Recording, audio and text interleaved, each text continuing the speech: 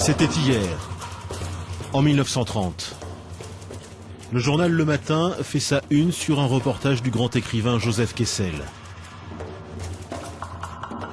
Aux confins de l'Afrique noire, Kessel a enquêté sur une pratique que l'on croyait d'un autre temps, la traite négrière. Sous ses yeux, des caravanes d'hommes, de femmes et d'enfants, épuisés, enchaînés.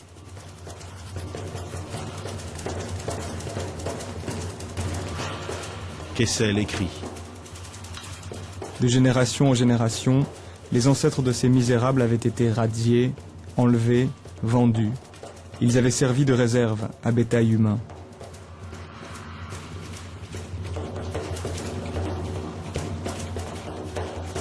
Kessel parle à des esclaves.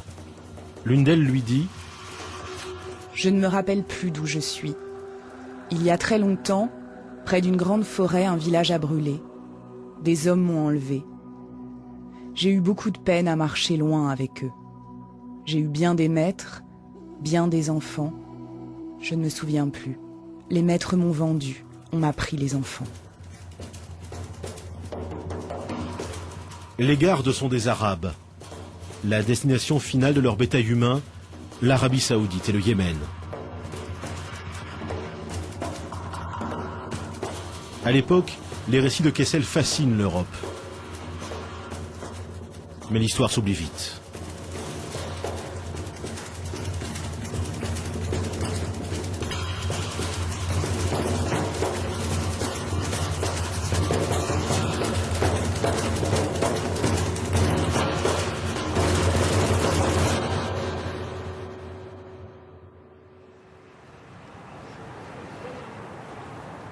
« 75 ans après, à peine une vie d'homme.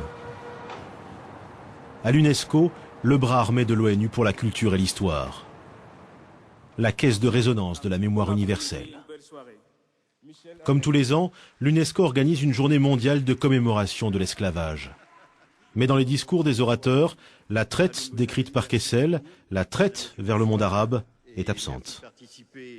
Je voudrais, au nom de l'UNESCO, vous remercier pour célébrer une des plus grandes tragédies de l'humanité, la traite négrière et l'esclavage.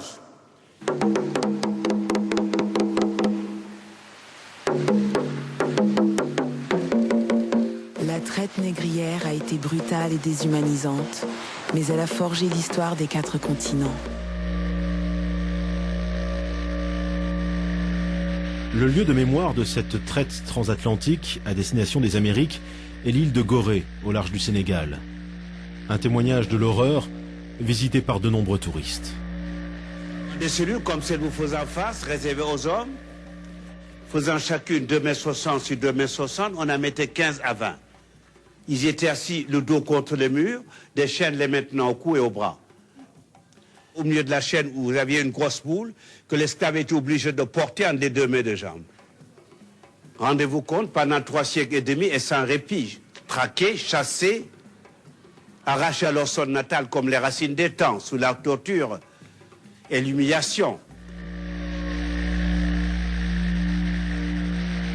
Comme le montre cette carte, que l'on enseigne dans les écoles, depuis la côte atlantique, pendant plus de 3 siècles et demi, 12 millions de Noirs ont été déportés vers les Amériques. Déportés par des Européens. Une traite inhumaine, dans des conditions barbares, fondées sur un racisme absolu, où les Noirs étaient considérés comme des sous-hommes.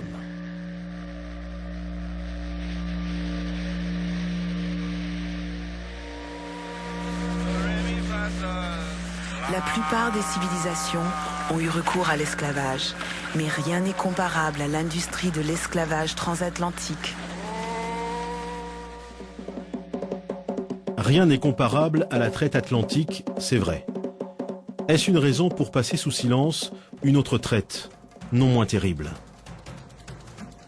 Depuis le Sénégal et depuis toute l'Afrique, des millions de personnes ont été déportées, non pas vers les Amériques, mais vers le monde arabo-musulman.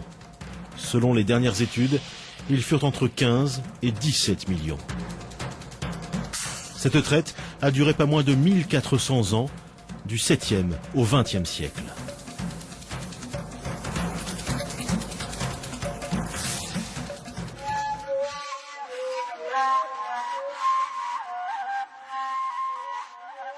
Une traite pourtant réduite à quelques légers pointillés sur la carte de l'UNESCO. Alors même que d'éminents historiens travaillent sur cette question.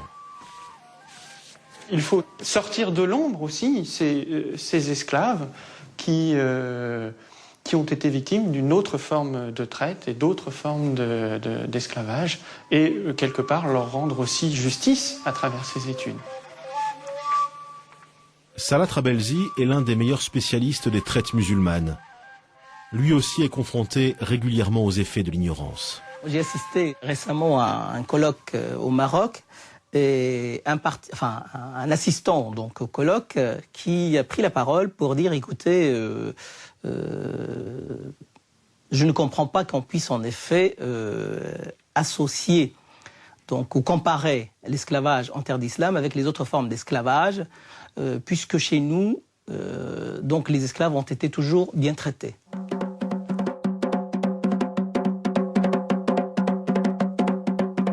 Pourquoi le monde, l'Europe, les Arabes, ont-ils voulu oublier cette histoire?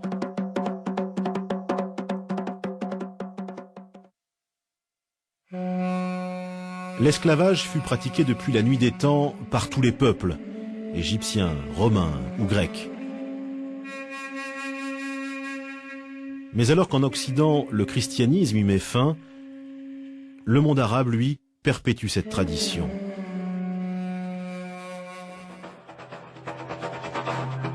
Au 7e siècle, tout s'accélère avec l'arrivée de l'islam et les conquêtes des troupes musulmanes qui contrôlent rapidement de larges territoires.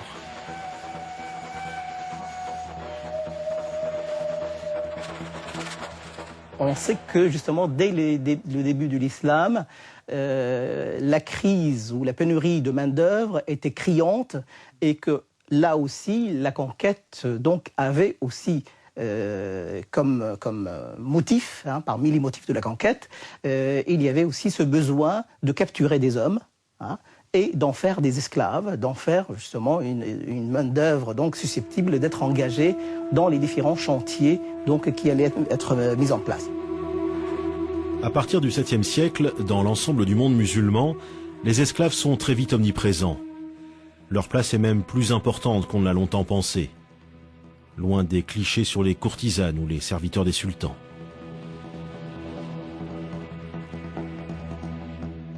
La recherche aujourd'hui montre que les effectifs d'esclaves étaient plus importants et qu'ils existaient non seulement dans les demeures bourgeoises, mais qu'ils existaient aussi dans les campagnes, et qu'ils étaient employés non seulement en tant que travailleurs domestiques, mais aussi en tant que travailleurs productifs, sans parler de l'armée, etc.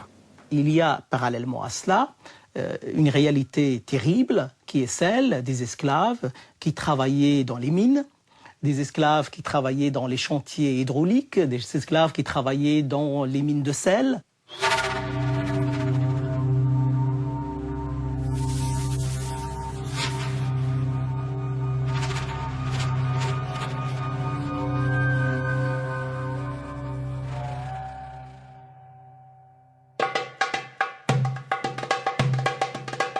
Avec le développement de l'empire arabo-musulman, la traite s'organise.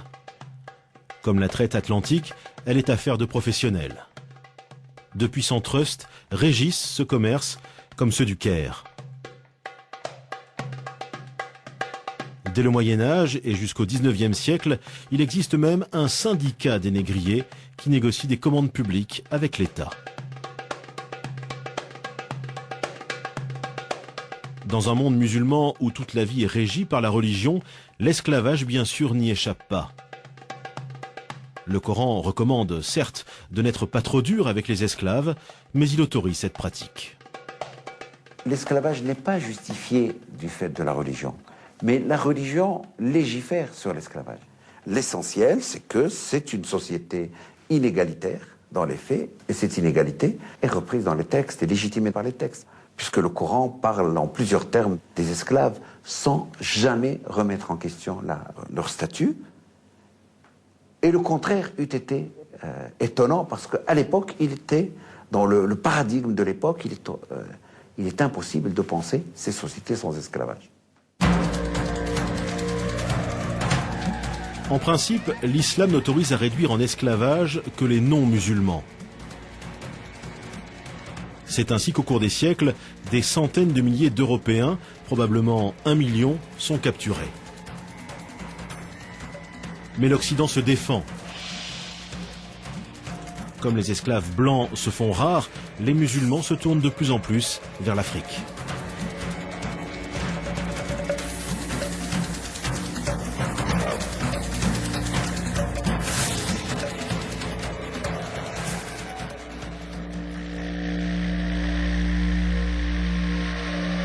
En Afrique, de nombreux Noirs sont musulmans.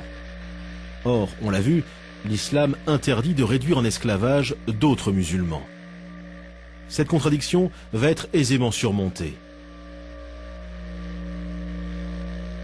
À mesure que le continent noir devient le principal réservoir d'esclaves, se développe un racisme qui justifie l'esclavage, comme dans la traite atlantique en somme. Il faut dire que bien avant que les chercheurs européens de l'anthropologie physique n'élaborent au XIXe siècle les théories raciales et fantaisistes que l'on sait, dans le monde arabe, on avait déjà figé dans le temps et de manière presque irréversible l'infériorité de l'homme nègre. Et cela par des érudits qui étaient respectés et très écoutés comme Ibn Khaldoun. Ibn Khaldoun, grand lettré du XIVe siècle, qui pourtant écrit « Les seuls peuples à accepter l'esclavage sont les nègres, en raison d'un stade inférieur d'humanité, leur place étant plus proche du stade animal. » Il est sûr qu'il y a, et là justement j'ai montré qu'il y a beaucoup de qualificatifs, beaucoup disons toute une vision du noir, de l'esclave, comme un être inférieur, etc. Il y a plusieurs termes en arabe. Pour dire esclave, on dit abd. On va dire ghulam, zinji, on va dire aswad. Alors ce qui est intéressant, c'est que le terme de aswad veut dire noir. Hein? Zinji va également s'appliquer aux Noirs issus de la région, donc de l'Afrique orientale. Donc on va progressivement assister à ce que la connotation régionale ou ethnique devienne l'équivalent d'esclave. Hein? Et encore aujourd'hui, dans les sociétés maghrébines, à titre d'exemple, dans le sud de la Tunisie, plutôt que de dire noir, on dit un esclave, on dit abd. Au nom de ces théories, l'Afrique connaît 14 siècles de chasse à l'esclave. Des attaques menées par des soldats dans le cadre de guerre ou par des bandes armées aux ordres de marchands.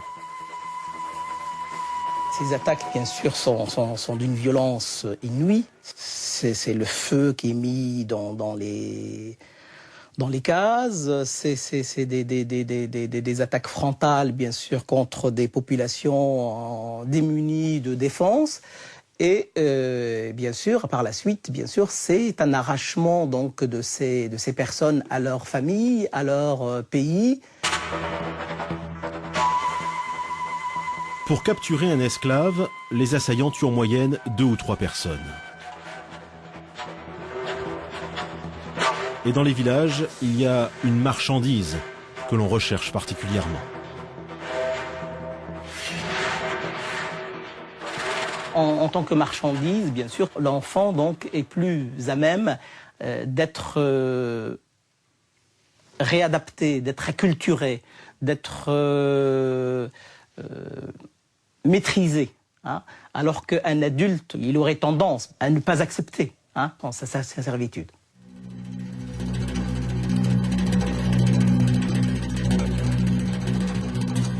Une fois capturés, pour les esclaves, adultes ou enfants, commence alors un long périple. Pendant plus de 1400 ans, la traite suit quasiment les mêmes chemins. Si la route de l'Atlantique a laissé des traces dans l'histoire, le Sahara, lui, a effacé celle des esclaves. 7 millions de personnes y auraient transité sous la conduite de négriers appelés des galabes, des bouviers. On ne distingue pas les esclaves des troupeaux d'animaux. La traversée du désert vers le Maghreb ou le bassin du Nil dure d'1 à 3 mois dans des conditions terribles. Certaines études ont semblé montrer que c'est d'abord ce premier voyage à l'intérieur du continent qui est le plus qui fait le plus de victimes. Seuls ceux qui étaient en très bonne santé donc, pouvaient arriver donc, au terme de la caravane. Manque d'eau, maladie, épuisement, 20 à 30% des captifs succombent. Une mortalité qui approche celle de la traite atlantique. Les esclaves sont également transportés par bateau vers la péninsule arabique ou le Caire. Jusqu'au XXe siècle, 8 millions de personnes auraient ainsi été déportées par la mer Rouge. Ils sont entassés dans des boutres, dans des conditions qui, là encore, n'ont pas grand-chose à envier aux navires négriers européens.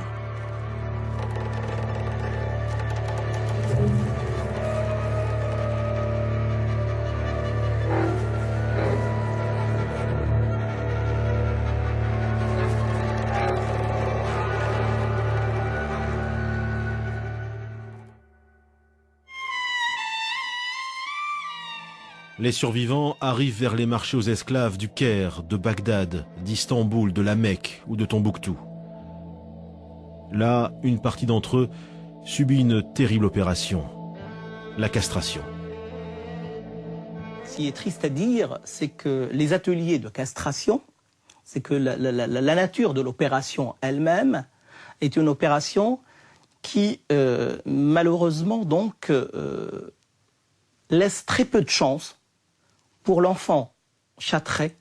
Donc l'espoir de survie de l'enfant sont quand même assez minimes.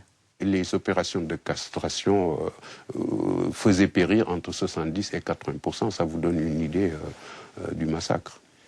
Ce qui explique le prix très élevé également de l'eunuque sur les marchés.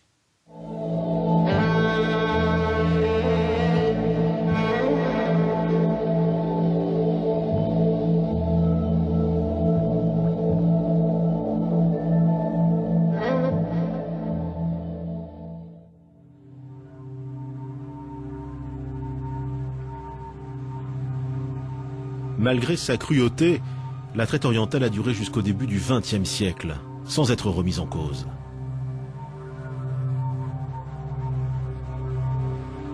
On passe alors des dessins à la photographie. En 1880, des voyageurs anglais découvrent et photographient ces bateaux chargés d'esclaves.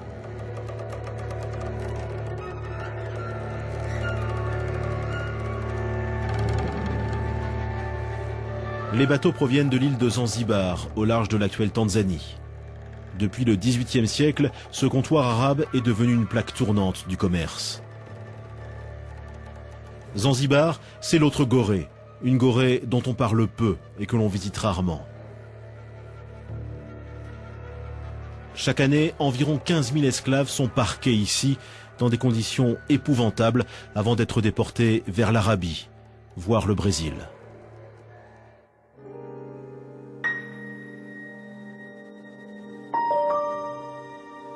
Ces photos prises à la fin du XIXe siècle donnent une idée d'une pratique ancestrale.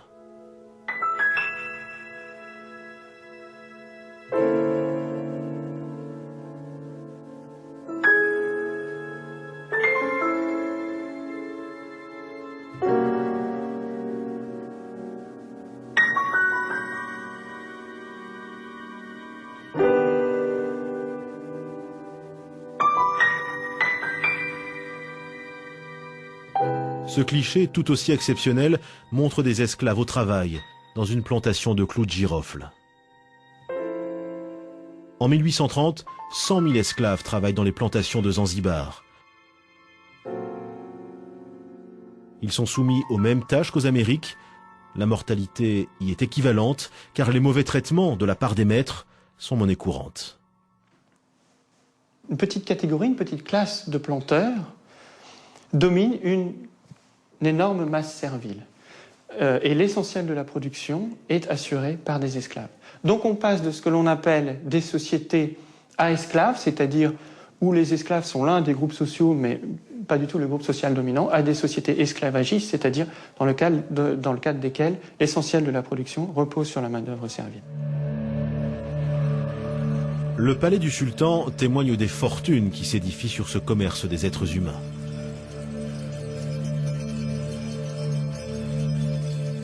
Là encore, comment ne pas comparer la traite orientale à la traite européenne et ses richissimes marchands d'esclaves.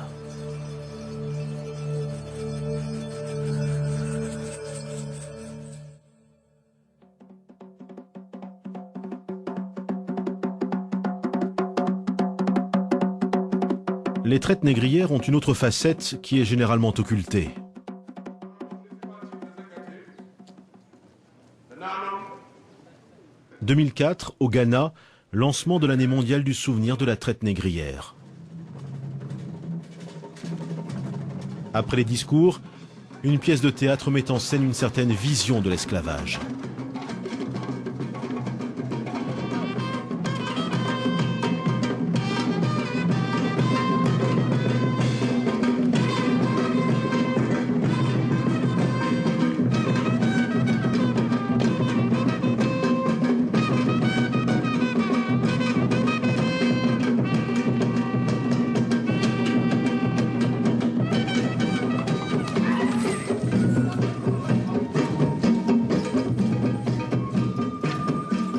Une histoire en noir et blanc.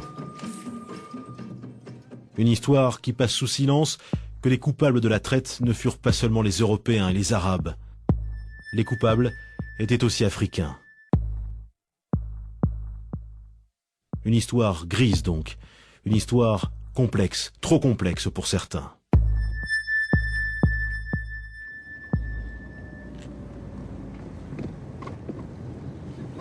Historien de renommée mondiale, Ibrahima Thioub est l'un des rares Africains à travailler sur la dimension africaine de l'esclavage. L'un des rares a pointé la responsabilité d'Africains dans les deux traites, orientale et atlantique.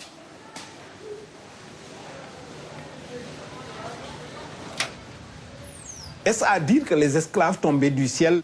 Il a bien fallu les produire. Il n'y a aucune puissance qui a les ressources ni politiques, ni économiques, ni technologiques pour venir sur les côtes africaines, pénétrer à l'intérieur du continent et qui arrive, qui ramasse les gens dans les villages et les amène pour les exporter.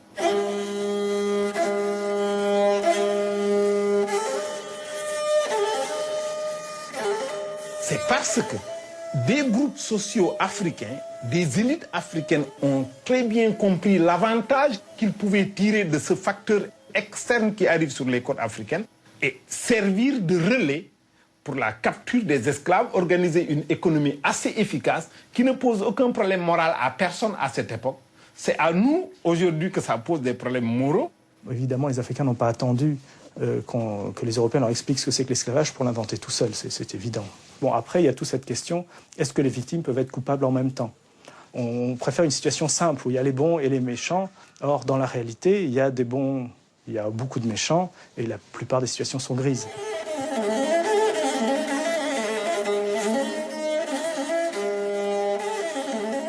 Pendant des siècles, des marchands, des chefs de guerre africains capturent des esclaves à l'intérieur du continent et les revendent aux Arabes et aux Européens.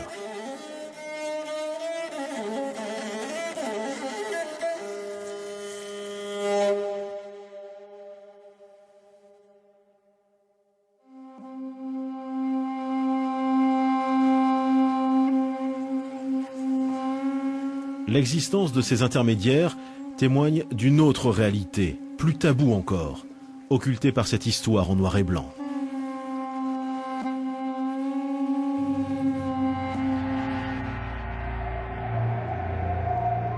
Ce secret bien gardé, c'est que la traite était une pratique répandue au sein même des sociétés africaines, bien avant l'arrivée des Occidentaux et des Arabes, et bien après leur départ.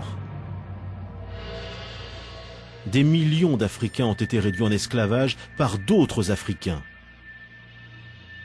14 millions, selon l'historien anglais Patrick Manning. Au long des siècles, l'esclavage est partout, dans les champs, parmi les concubines, dans l'armée. Tout le monde peut, à tout moment, devenir esclave. L'esclave, c'est l'autre, c'est l'étranger. Donc d'asservir les étrangers, ça peut se justifier de beaucoup de façons. C'est parce que ce sont des sauvages. Beaucoup de peuples considèrent leurs voisins comme sauvages. C'est même peut-être la définition de sauvage, c'est celui qui est à côté. On voit ça pour la Grèce aussi.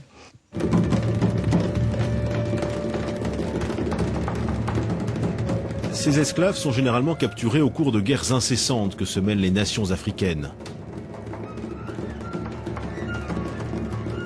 Au Moyen-Âge, les empires du Ghana et du Mali, par exemple, capturent jusqu'à des dizaines de milliers d'esclaves.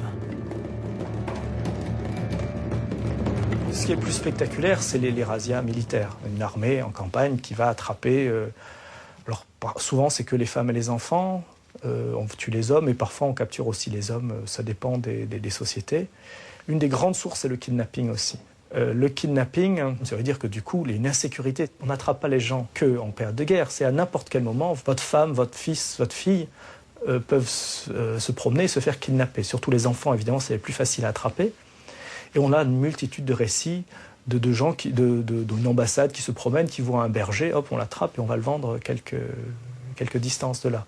C'est tout ce problème de transformer les gens en marchandises. C'est que du coup, on voit un enfant, au lieu de dire « oh, il est mignon, il garde des chèvres », on se dit « oh, ça pourrait me rapporter beaucoup ». C'est pour ça que ça pervertit autant c'est une des raisons qui fait que l'esclavage sape totalement les sociétés. On commence à compter la valeur des gens au lieu des relations de l'humanité.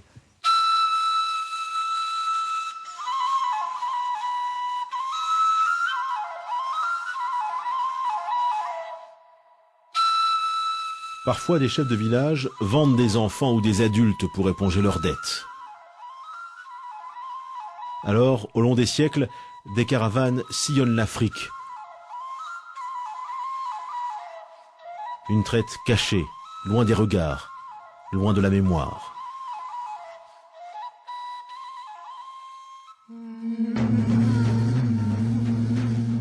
Le XVe siècle est un tournant avec l'arrivée des Occidentaux. La demande explose, les stocks d'esclaves augmentent. L'esclavage interne à l'Afrique est amplifié par la demande des Européens.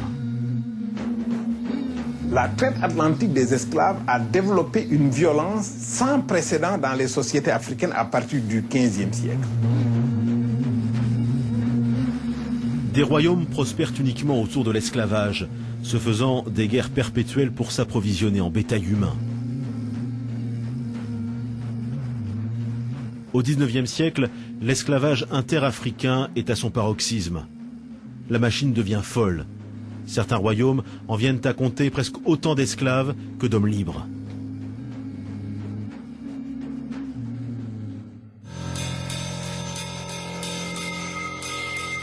Occidentaux, musulmans, africains, tout le monde a participé à la traite négrière. Et pendant longtemps, personne n'a songé à remettre en question cette loi du plus fort.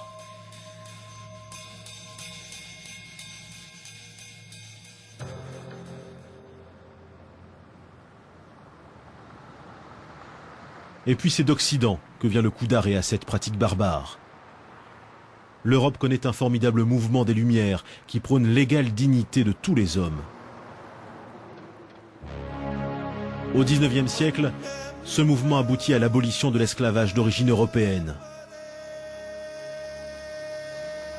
Ainsi aux Antilles, les esclaves gagnent leur liberté.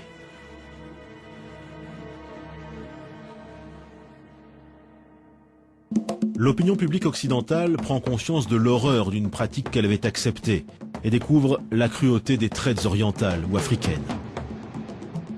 C'est l'époque où des journaux publient ces descriptions édifiantes.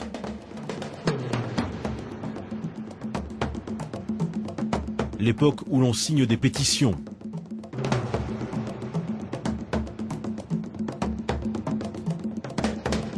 L'époque où la lutte contre l'esclavage devient un argument pour justifier la colonisation.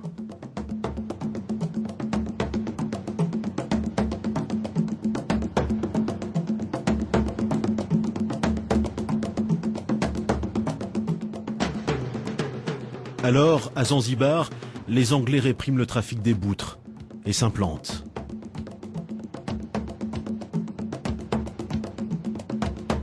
Au Maghreb ou en Afrique de l'Ouest, les Français libèrent les esclaves et s'installent.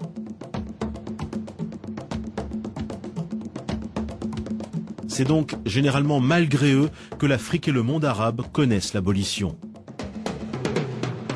Cela n'est pas sans conséquence. D'abord, la disparition de l'esclavage dans la plupart des pays musulmans a été inspirée par l'extérieur. Tout simplement parce que la modernisation même et des structures économiques et des structures sociales est d'origine exogène. L'Occident est en train de dominer le monde et c'est comme ça que l'esclavage a été aboli. Il n'a pas été aboli dans un souci de construction de société moderne. C'est pas du tout ça. Et dans des pays, par exemple, que je connais mieux, par exemple, si on prend le Maroc, l'esclavage a disparu presque sans qu'on s'en rende compte.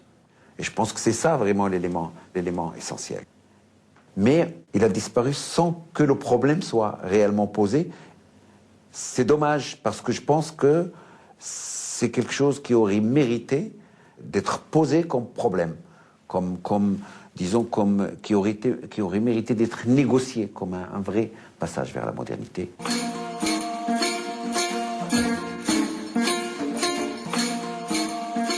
L'Afrique noire, qui connaît une difficile transition vers l'indépendance, reste elle aussi dans le non-dit.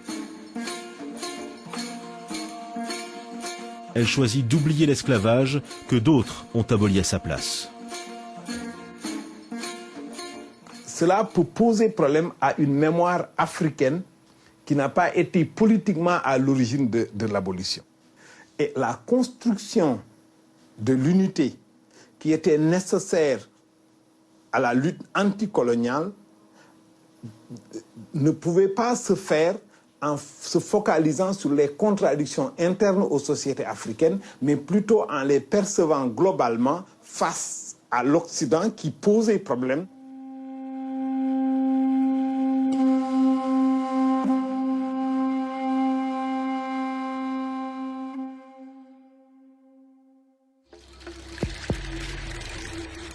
Aujourd'hui, l'époque de la décolonisation est révolue. Vient le temps de la reconnaissance de sa responsabilité, voire de la repentance. À l'image de Bill Clinton, l'Occident a reconnu sa culpabilité, a entamé un travail de mémoire qui aboutit aux célébrations de l'UNESCO ou à cette visite de Gorée.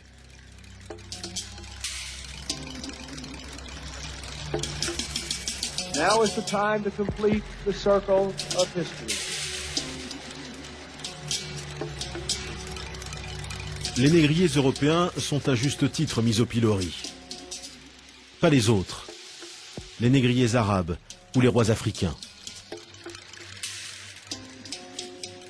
Pourquoi l'UNESCO, chargée justement de dire la mémoire universelle, a-t-elle tant de mal à faire la lumière sur toutes les traites ? Ali Moussa est chargé du programme sur l'esclavage. Il est à l'origine d'un travail remarquable et pousse sans relâche les États membres de l'organisation à s'intéresser aux traites africaines et arabes, avec difficulté. Il y a des réticences dans les sociétés et au niveau des pays. Je crois qu'il serait malhonnête de ne pas le reconnaître. Parce que c'est une question douloureuse, parce que c'est une question qui soulève tellement de choses émotionnelles et affectives. Ce qui est sûr, il y a des résistances au niveau des États, des décideurs politiques, au niveau de la société, des sociétés civiles. Parce que, comme je vous dis, c'est une question très délicate. Et c'est normal, d'une certaine manière, qu'il y ait des résistances. Parce que certains peuvent se dire, ouvrir la boîte de Pandore de cette mémoire, mais ça remet en cause tout.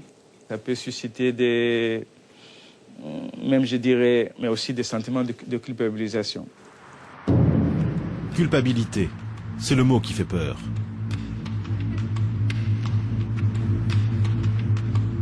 Les représentants des États arabes auprès de l'UNESCO sont-ils prêts à admettre leurs responsabilités dans la traite négrière et même à se repentir? Quand on parle avec les Africains, ils ne viennent pas tous les jours pour nous dire « Ah, ouais, l'esclavage... Mais comme je dis, dans l'intérêt de tout le monde, en le condamnant, bien sûr. Et c'est une question qui a été dans un certain contexte très limité dans le monde arabe. Et ce n'était pas une question généralisée dans le monde arabe ou dans tous les États arabes. Parce que moi j'y crois qu'il y a beaucoup qui veulent créer des histoires, des tierces parties parfois, ou des gens qui sont anti-arabes ou anti-africains, créer des problèmes en généralisant à travers le temps et l'espace de certaines formes de relations qui avaient existé dans... C'est comme dire, je ne peux pas traiter avec l'Occident parce qu'il y a eu les croisades. Maintenant, quand on pense, par exemple, ce n'est pas pour éviter cette question, je la condamne directement. J'aimerais bien voir un travail de mémoire beaucoup plus courageux de la part de certains pays européens concernant le colonialisme et la déstructuration de certaines sociétés africaines. Il y a par certains intellectuels, mais officiellement, j'aimerais bien aussi le voir, vous voyez. Du côté des officiels arabes, pas question donc de se confronter réellement à la responsabilité dans la traite négrière. On préfère mettre en cause la colonisation européenne.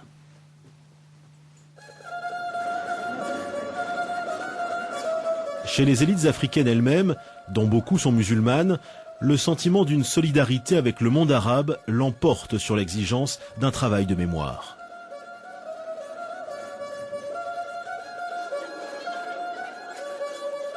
On a l'impression que le grand mal pouvait venir de l'Occident, mais ne pouvait pas venir des voisins musulmans du Nord. Aujourd'hui, les pays d'Afrique du Nord et beaucoup d'autres, du moins, et du Proche-Orient, sont devenus très amis avec les pays africains.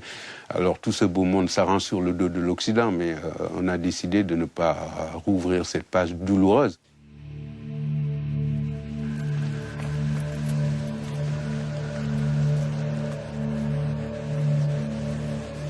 Il existe toutefois des historiens ou des intellectuels courageux qui ont décidé de regarder l'histoire en face, parfois contre leur propre société. Le professeur Tube est de cela.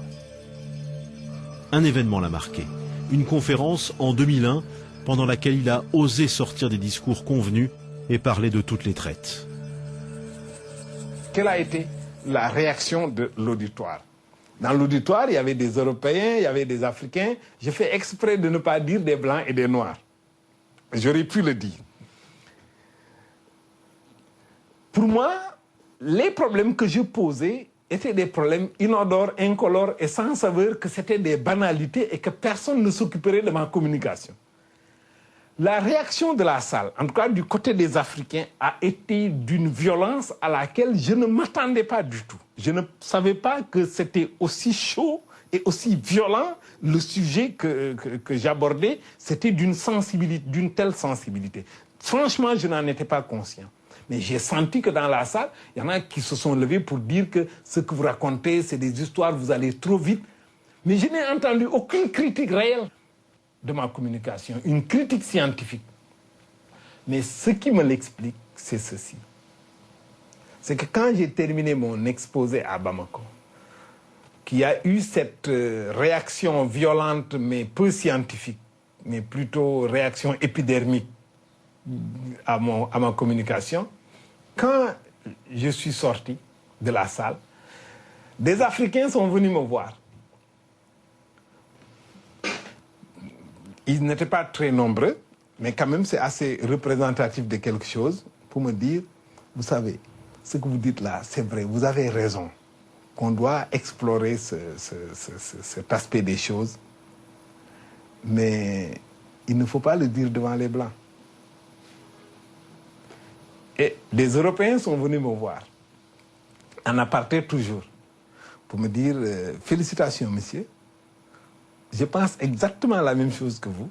Vous êtes très courageux de le dire, mais je n'ose pas le dire parce qu'on va m'accuser de raciste. Après avoir écouté ces deux positions que je comprends très bien, je me suis dit, mais où sont les historiens? Il est grand temps de prendre le taureau par les cornes. Ibrahima Tube raconte sans doute une histoire trop complexe pour une époque qui a besoin de vérités simples.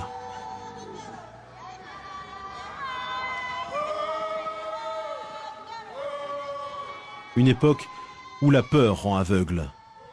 Une peur comme un contre-coup d'une histoire tourmentée dont les plaies ne sont pas refermées.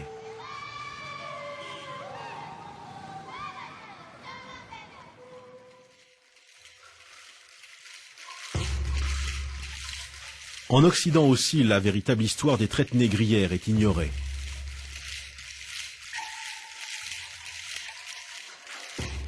Dans cette ignorance, cette indifférence, faut-il voir la peur de froisser les anciens colonisés? Ou à l'inverse, les effets d'un complexe de supériorité de l'homme blanc qui seul serait responsable de ses actes, seul serait accessible à la repentance? Ce serait alors la forme suprême du mépris envers des peuples que l'on jugerait incapables d'avoir commis des crimes.